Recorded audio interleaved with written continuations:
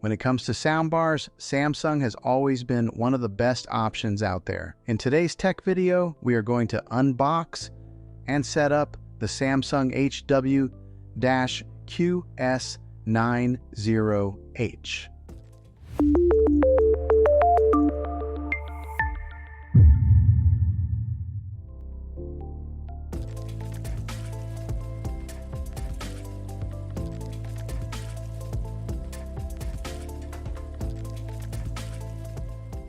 Okay, so here's the front of it, and on here you'll see where it's got the branding nameplate. There is a speaker with a soft covering right here. This is the back. It's got the big old hole here for the subwoofer outlet. The power cord goes here, and then here is an ID set button that you push here to get it paired up with a soundbar. All right, so let's see what's inside the bag here. The bag full of goodies. So they give you the power cables for one for the subwoofer, one for the soundbar.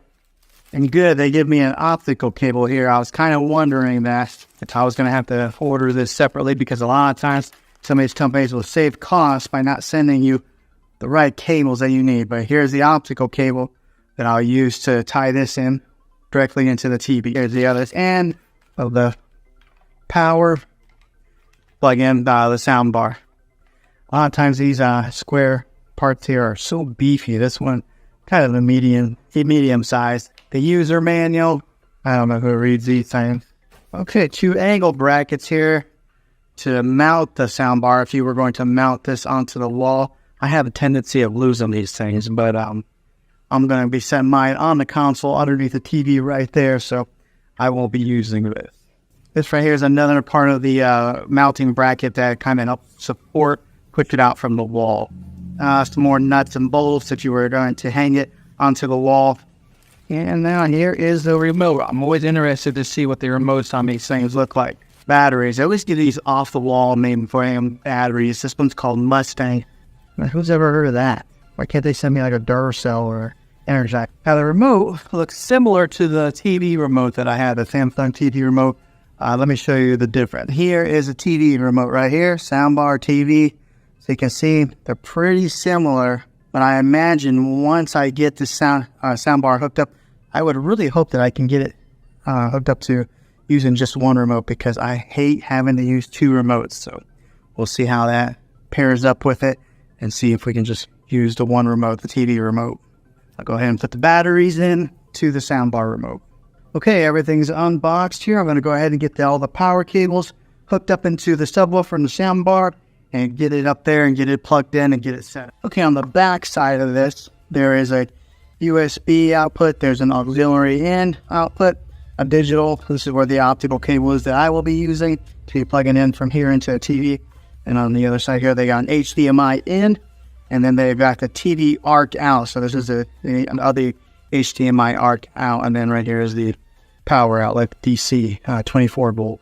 This is all on the back side.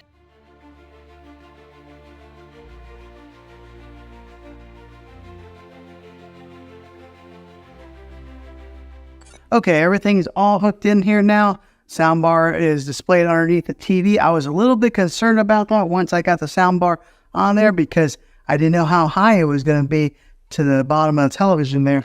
And it's like right there. It's almost perfect. And then I got a little bit concerned to see if the sensors would still be able to read a remote control, but it's fine. I don't even know where the sensors are on that TV. They're really hidden and discreet, so I don't know if they're in the screen somewhere, but now whenever I turn up the volume, you'll see it says AV soundbar. Automatically recognizes the make and the model of the soundbar.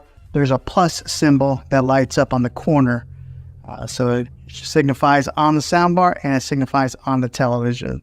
Okay, the subwoofer is connected to the soundbar. Let me tell you, I've never experienced such an easier setup process than this right here. The way this works is once you plug in the subwoofer right here, it automatically connects to the soundbar right away. So that you don't even need to push in the button on there to pair it. It automatically did that.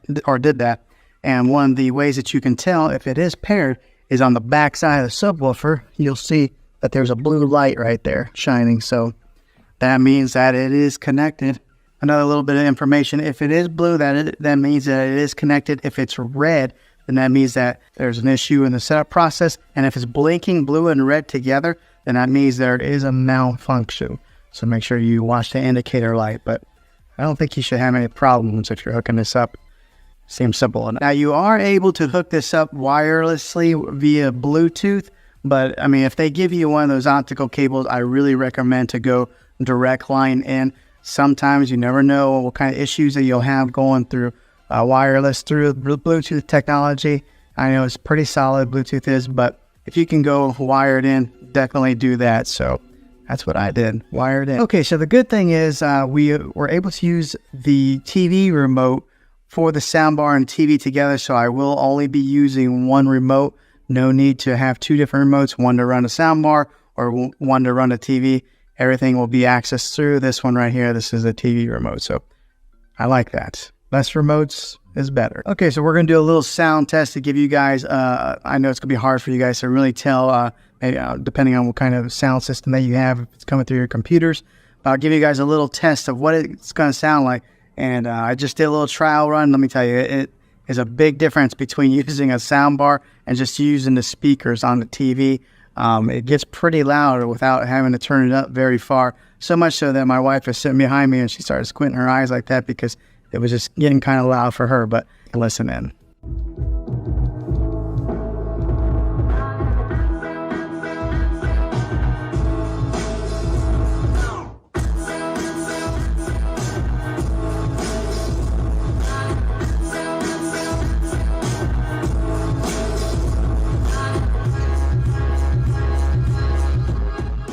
Okay, so that sounded pretty good. I'm very pleased with this purchase so far. Sounds like it's going to be a really good soundbar. Now, something to note here, the bass there pushes out through the back.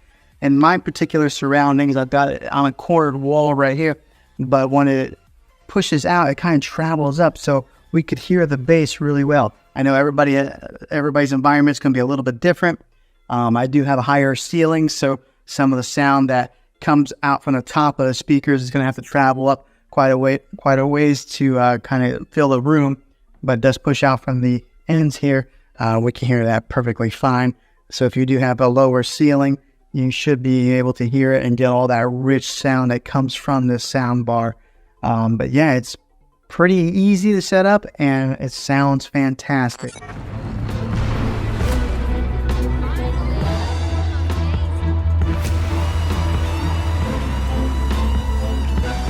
Hopefully this video was helpful to you. If it was, click a thumbs up on this. Go ahead and subscribe to my channel. I make tech videos all the time, and I would love to have you back in the next one. Take care.